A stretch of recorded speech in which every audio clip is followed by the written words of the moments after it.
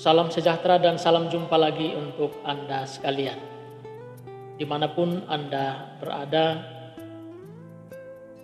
dalam inspirasi kitab suci, kembali kita berjumpa untuk merenungkan bacaan-bacaan. Acuan permenungan kita hari ini dari Injil Matius bab 14 ayat 22 sampai dengan ayat 33.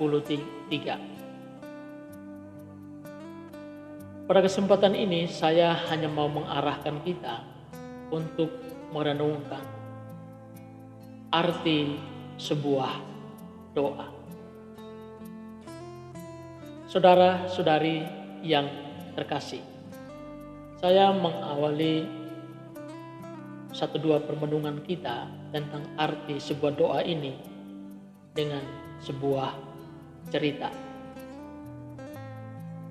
Baik, dikisahkan demikian bahwa ada seorang rohaniwan dan seorang supir. Mereka meninggal pada saat yang bersamaan. Supir itu segera dikirim ke surga ketika ia mengalami kematian itu. Tetapi rohaniwan itu, dia harus menunggu keputusan terlebih dahulu. Melihat situasi ini, imam itu lalu berkata kepada pengadilan surga,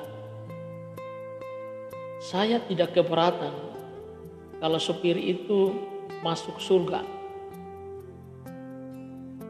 Tetapi saya ini kan seorang rohaniwan, seorang saleh. Mengapa saya disuruh untuk menunggu terlebih dahulu?" Lalu ada jawaban dari pengadilan. Mereka mengatakan, "Saudara yang saleh rohaniwan, ketika saudara membuat pengajaran, ternyata semua orang itu tertidur. Sementara seorang supir ketika dia mengendarai bisnya, ia senantiasa berdoa terlebih dahulu. Tetapi jauh lebih dari itu, semua orang yang berada di dalam mobil itu berdoa kepadanya." Demikian sekilas cerita. Dari cerita ini boleh kita simak dan setiap kita boleh memberikan penafsiran dan refleksi atas cerita ini. Namun pada intinya bahwa berbicara tentang berdoa itu memang hal yang sangat penting untuk jaminan bagi kehidupan kita ketika kita mengalami pengadilan terakhir dalam kehidupan ini. Lihat dari cerita ini menggugah kita untuk melihat bagaimana setiap kita, siapapun itu, punya peran untuk mendukung setiap orang yang berada di sekitar kita, memacu setiap orang yang berada di sekitar kita supaya mengarahkan hatinya kepada Tuhan. Dan tentu kita pun yang menjadi pengarah, kita pun memiliki ketekunan dan keterbukaan hati tertentu untuk Tuhan.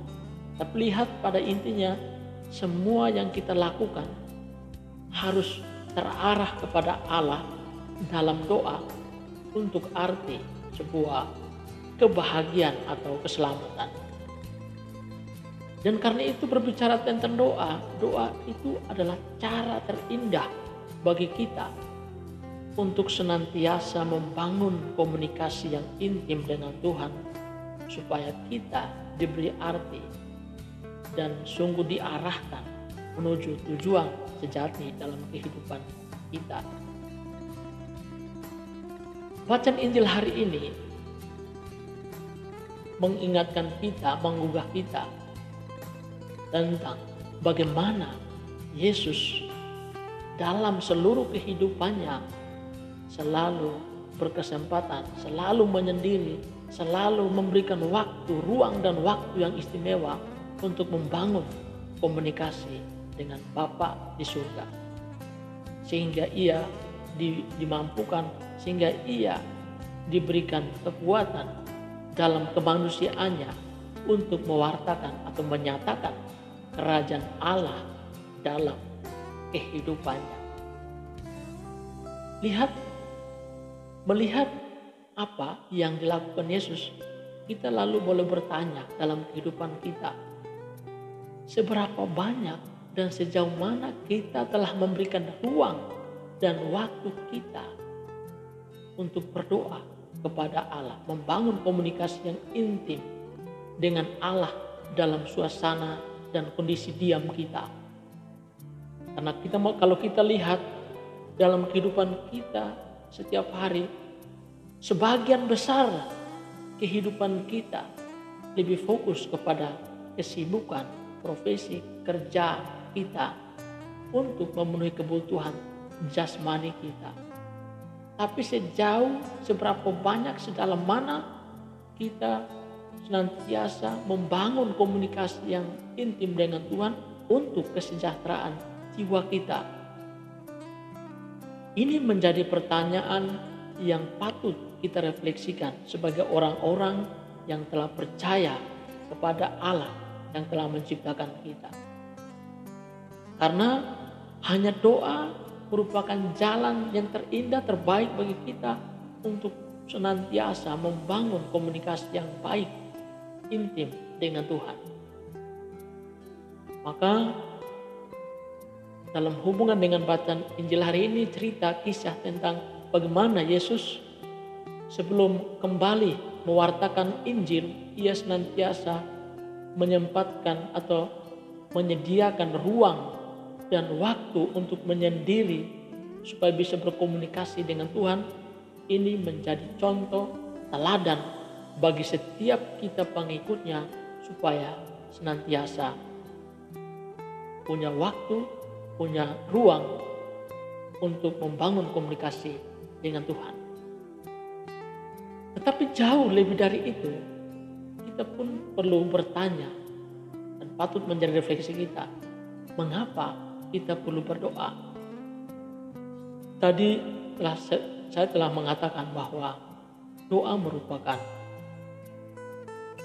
jalan atau cara terindah, terbaik bagi kita untuk membangun komunikasi yang intim, yang indah dengan Tuhan.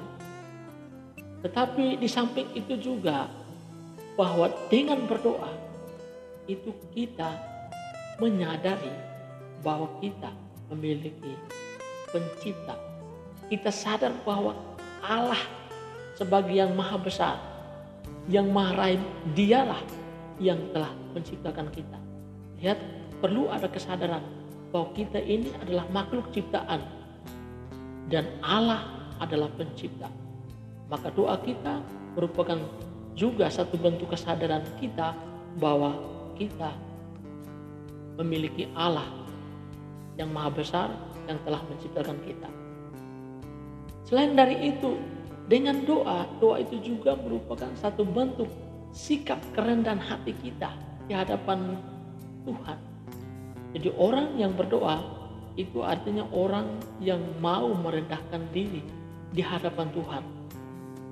Dan ingat bahwa ketika setiap kita merendahkan diri di hadapan Tuhan, Tuhan akan meninggikan kita, akan melimpahkan berkat-Nya dalam kehidupan kita.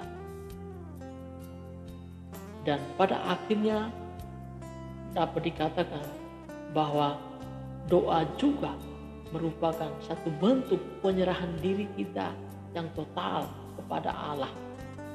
Karena kita berkesadaran bahwa Allah yang menentukan hidup kita, Allah yang menjamin kehidupan kita, Allah yang memulai dan mengakhiri kehidupan kita.